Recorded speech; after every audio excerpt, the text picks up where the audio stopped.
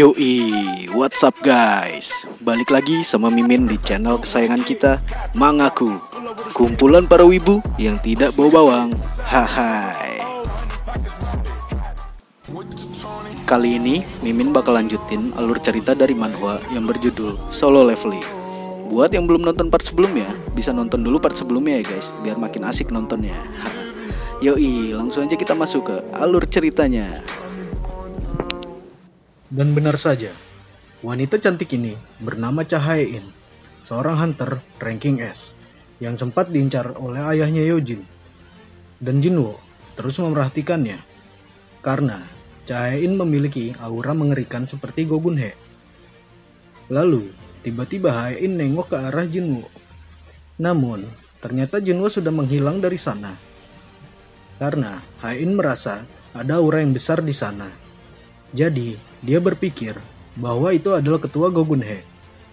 Kemudian, karena pasukan penyerang sudah selesai, sekarang giliran saatnya tim penambang melakukan pekerjaannya.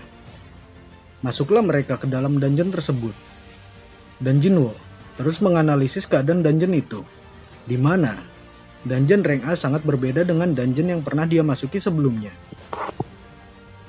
Lalu, seperti biasa, Jinwo yang masih dianggap rank A pun jadi bahan omongan para pekerja di sana.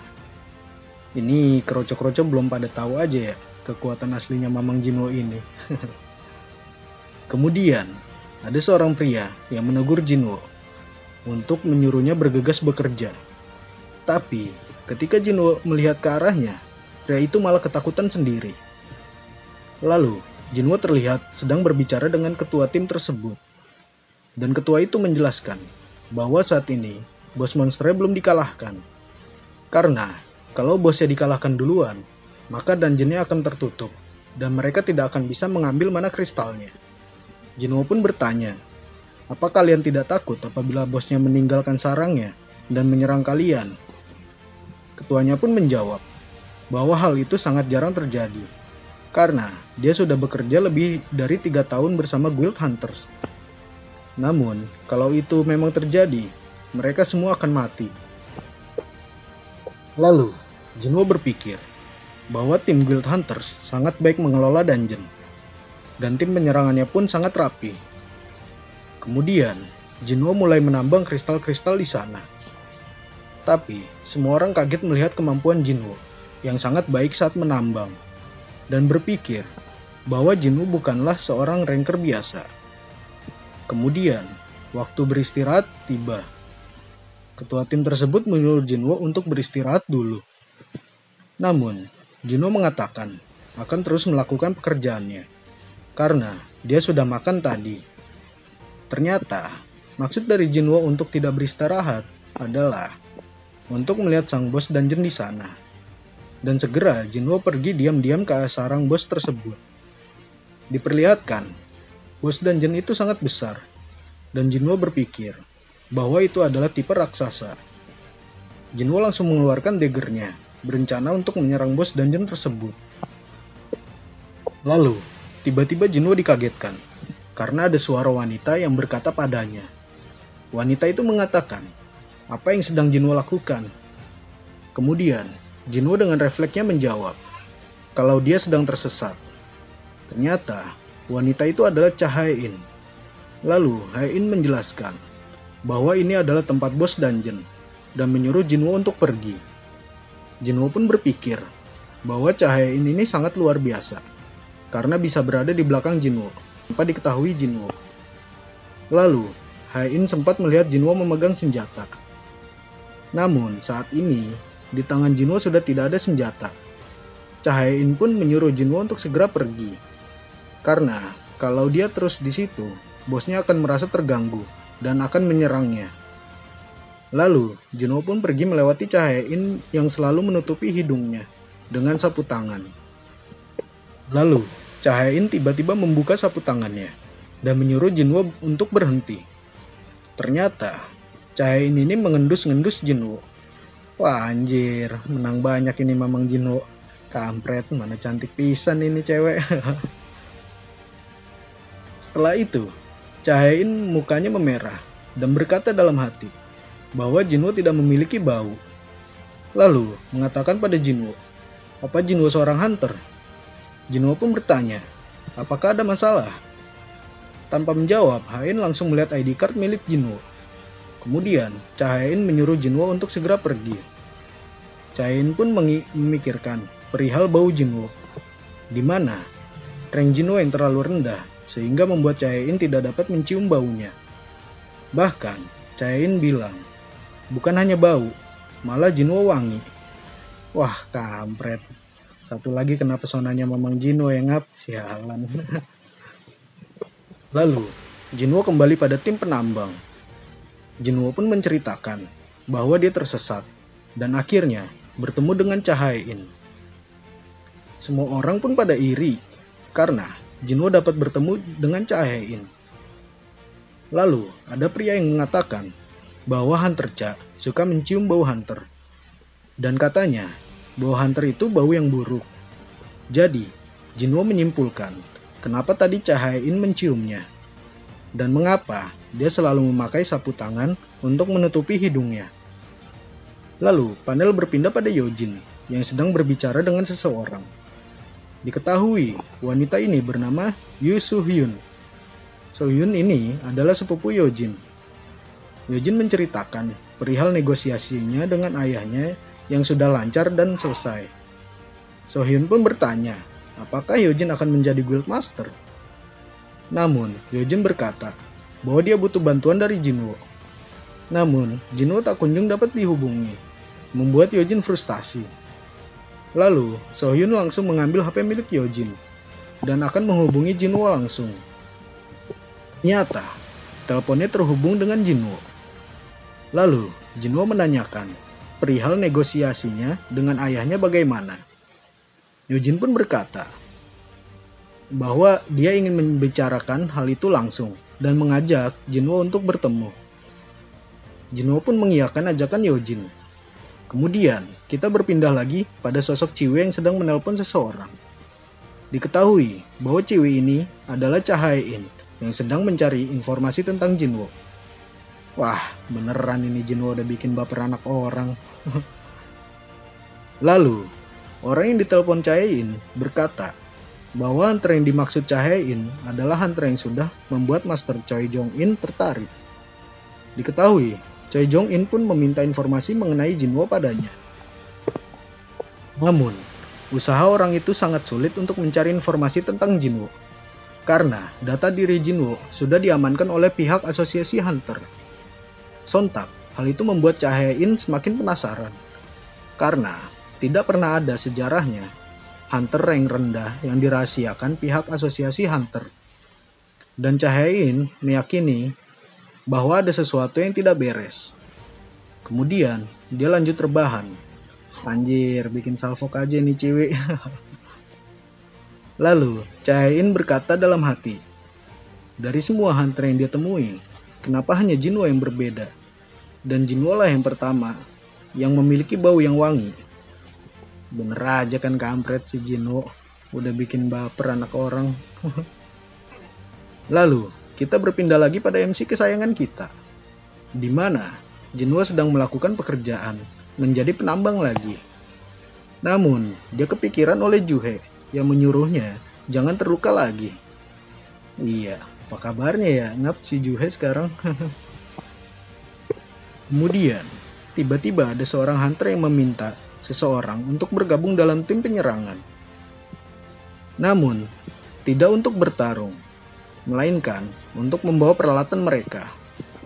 Yang sudah jelas tidak ada yang mau, karena rata-rata dari tim penambang adalah ranking D, bahkan ada juga yang rank E.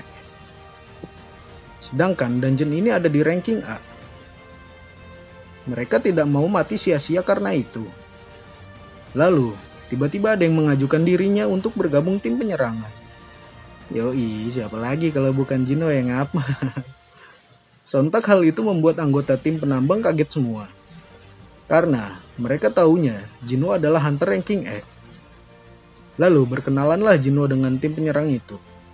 Diketahui namanya adalah Son Ki-hun, hunter ranking A, dan dia adalah ketua tim penyerangan. Kemudian, bersiaplah mereka untuk memasuki dungeon rank A tersebut. By the way, ini tasnya Jinwo gede banget ya. Diketahui bahwa raids kali ini dipegang oleh tim B dari Guild Hunters yang berisikan rata-rata hunter rank A dan B.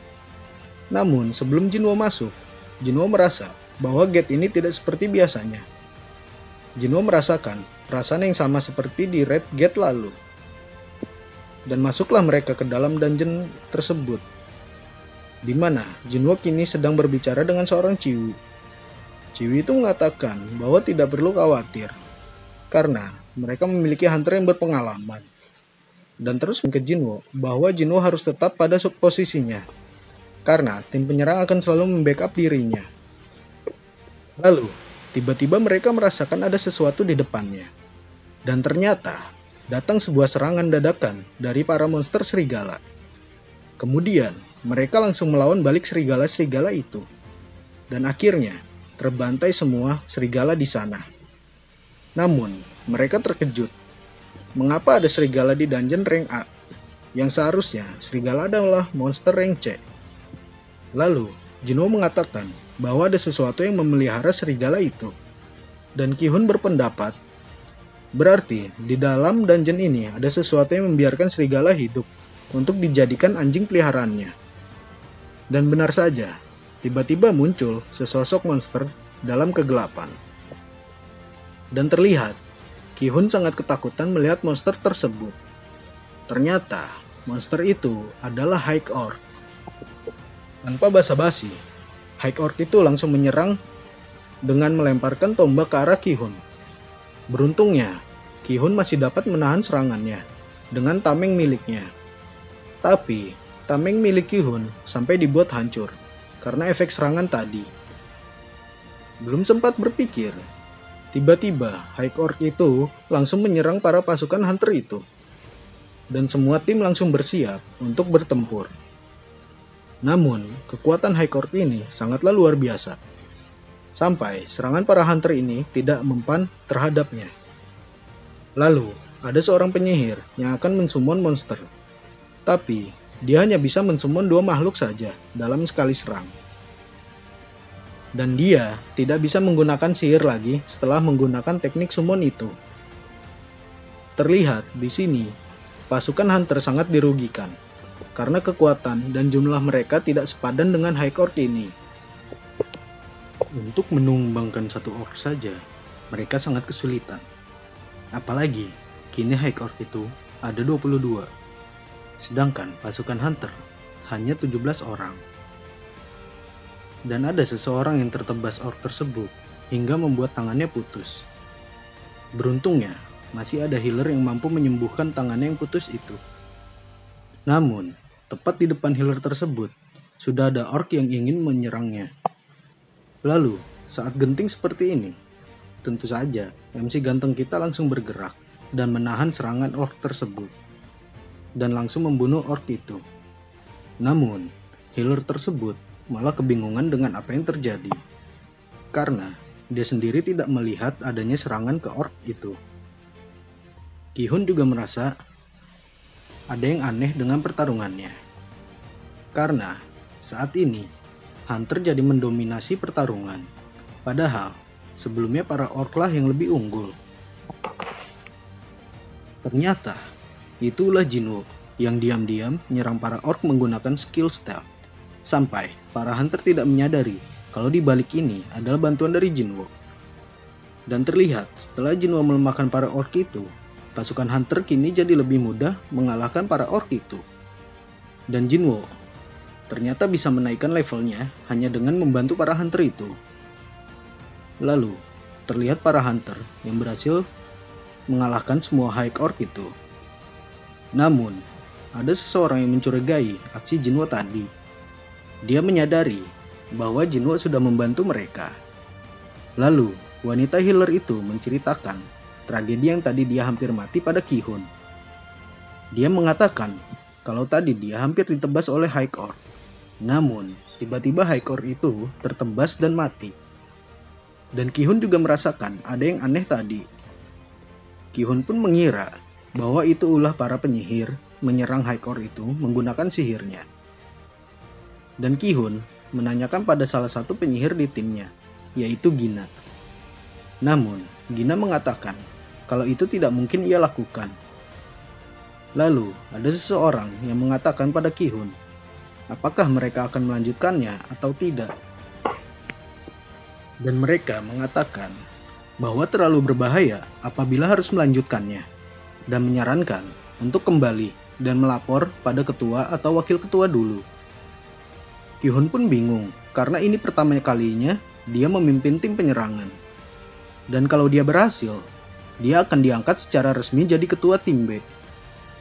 Dengan bijaknya, Ki-hun mengiyakan saran dari tim dan akan kembali dulu. Dan pergilah mereka menuju pintu keluar.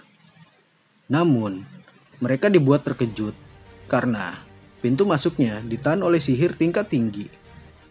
Lalu, penyihir itu mencoba membuka penghalangnya dan dibantu Gina untuk membuka sihirnya. Tapi, mereka sangat kesulitan untuk membuka penghalang sihir itu, sampai membuat mata dua penyihir itu berdarah. Ternyata, itu adalah jebakan, di mana sihir itu mengandung kurs magic yang dapat menumbangkan penyihir itu. Dan kini, mereka tidak tahu apa yang harus mereka lakukan sekarang. Oke guys, segitu dulu alur cerita dari Jinwo ya. Kita lanjut di part selanjutnya. Dan jangan lupa like, komen, dan subscribe-nya ya guys. Bye-bye.